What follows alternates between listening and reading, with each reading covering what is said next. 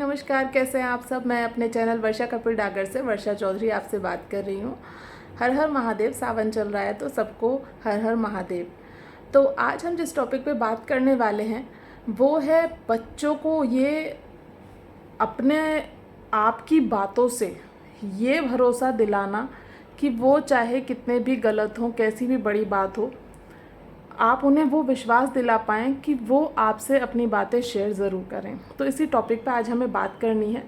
तो सबसे पहले तो मैं ये कहना चाहूँगी कि प्लीज़ मेरे चैनल को सब्सक्राइब करिए और मेरी वीडियो अच्छी लगे तो कमेंट्स करके मुझे बताइए और वीडियो को लाइक कीजिए। उससे मुझे मोटिवेशन मिलता है और मुझे लगता है कि जो हम बातें कर रहे हैं वो वैल्यूएबल हैं और उसको करके हमें मतलब जो कुछ हम नॉलेज एक दूसरे के साथ शेयर कर सकते हैं वो हो सकती है। और कमेंट में भी आप अपने कोई टॉपिक बता सकते हैं जो आपको लगता है कि भाई आपके मन में कोई प्रश्न है इस तरह का, तो उस टॉपिक पे भी हम बात कर सकते हैं। तो चलिए चलते हैं फटाफट से अपने टॉपिक पर। ये टॉपिक मेरे दिमाग में इसलिए आया क्योंकि आज मेरी बेटी जब स्कूल से आई तो वो मुझे कोई इंसिडेंट बता रही थी। इंसिडेंट नहीं, सॉरी, मतलब अपनी एक बात बता रही थी। पहले तो कोई इंसिडेंट बता रही थी जो उसके साथ हुआ कि ऐसे बच्चों में जैसे थोड़े बहुत कुछ लड़ाई झगड़े हो जाते हैं। तो उसके बाद उसने मुझे बताया, वो मुझे एक दो दिन पहले भी बता रही थी कि जो उसकी एसएसटी की जो टीचर हैं वो उसको उसके लॉकर की दे देती हैं और कहती हैं कि बेटा आप ये लिया हो, कोई असाइनमेंट मंगाना है तो वो उससे मंगा लेती हैं और कुछ रख के भी आना है तो वो कर देती हैं। तो ऐसा उसने मुझे पहले भी बताया था और वही डिस्कशन वो आज भी मुझसे कर रही थी। तभी मुझे अपने स्कूल की एक बात याद आई और मुझे लगा कि देखिए, मुझे जिस प्रकार की नॉलेज है वो मुझे अपने बच्चे के साथ ज़रूर शेयर करनी चाहिए जिससे वो उसके काम आए।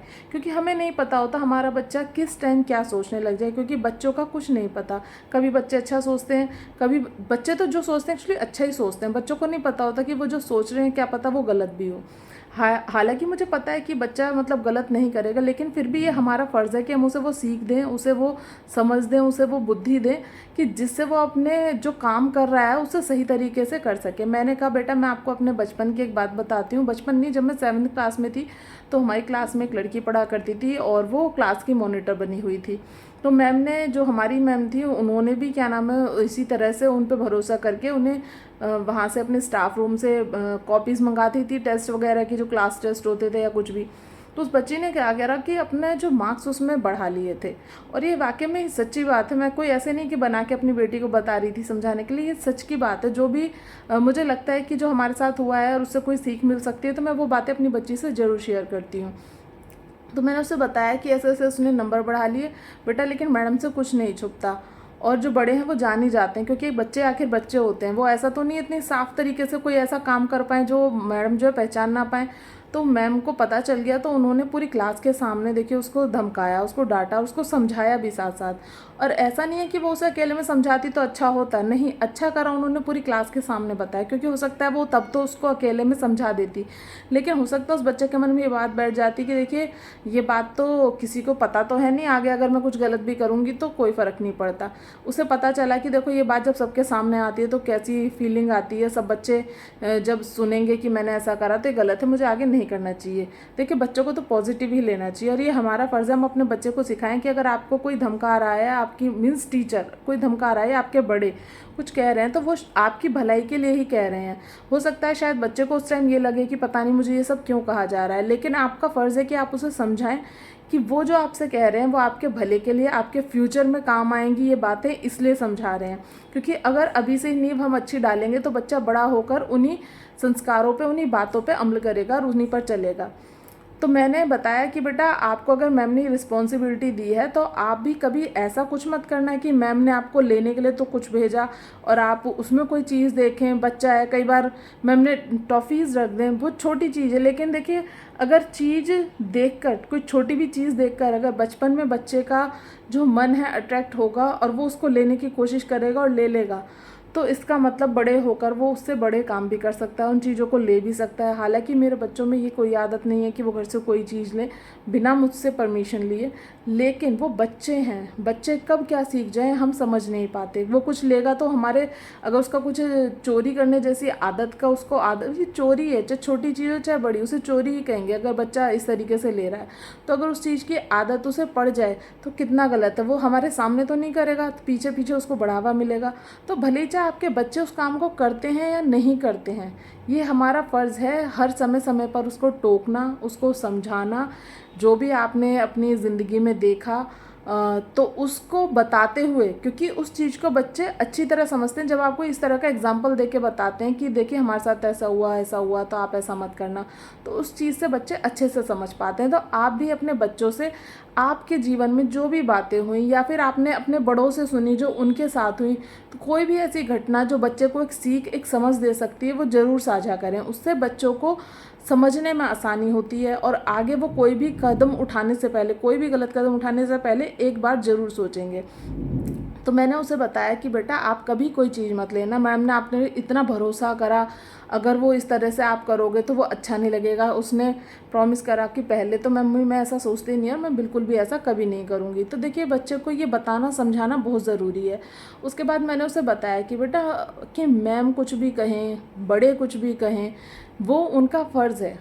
अब जैसे मैं आपको कुछ भी धमका दूँ, इवन उसको समझाओ कि अगर आपके पेरेंट्स आपको सबके सामने अगर डांटें या किसी बहुत बड़ी गलती पर मार भी दें, तो वो कोई शर्म की बात नहीं होती, उसमें कोई शर्म करने की बात नहीं है। आप उनके बच्चे हो, वो आपके भले के लिए ही, आपको सिखाने के लिए ही शायद ये चाहते हैं कि शायद आज आप एक थप्पड़ खा के वो सीख जाओ, बजाय उसके कि आप इतना बड़ा कोई कदम उठाओ कि जिसकी जो सज़ा हो वो शायद सोच भी ना सकें आप लोग। तो इसलिए उसे पहले से पहले ही इस तरह से तैयार करें। कोई भी बात हो वो इतनी बड़ी तो नहीं हो सकती कि उसका कोई समाधान ना हो सके। कोई भी बात हो, चाहे वो गलत हो सकता है, आप कभी गलती ना करें। बच्चों से कहें कि हो सकता है बेटा आप कभी गलती ना करें, लेकिन क्या पता गलती से कभी आपसे कोई गलती हो जाए जो आप समझ ही ना पाएँ कि ये कोई गलती है, और जब वो हो जाए तब आपको पता चले कि ये तो हमने जो करा गलत करा, ये तो हमसे गलती हो गई। तो कभी ऐसे अपने मन में विचार ना लाएं कि मैं मम्मी से कहूँगी या मम्मी से कहूँगा तो वो मुझको डांटेंगी, धमकाएंगी, या पापा से कहूँगी तो क्या होगा। बिल्कुल ऐसा ना सोचें। आप कोई भी बात है हमें बताइए। हो सकता है आपकी गलती को सुनकर हमें भी आप पर गुस्सा आए, हम आपको धमका दें, हम आपको चांटा भी लगा दें, लेकिन वो आपके भले के लिए ही होगा। उसके बाद हम उसका सोल्यूशन भी निकालेंगे। इसलिए कोई भी ऐसी बात नहीं है दुनिया में, कोई भी ऐसी बड़ी बात नहीं है जिसका समाधान ना निकल सके। और चाहे वो मैम आपको कभी कुछ कह रही हैं तो वो आपके फ्यूचर के लिए, आपके भले के लिए ही कह रही हैं।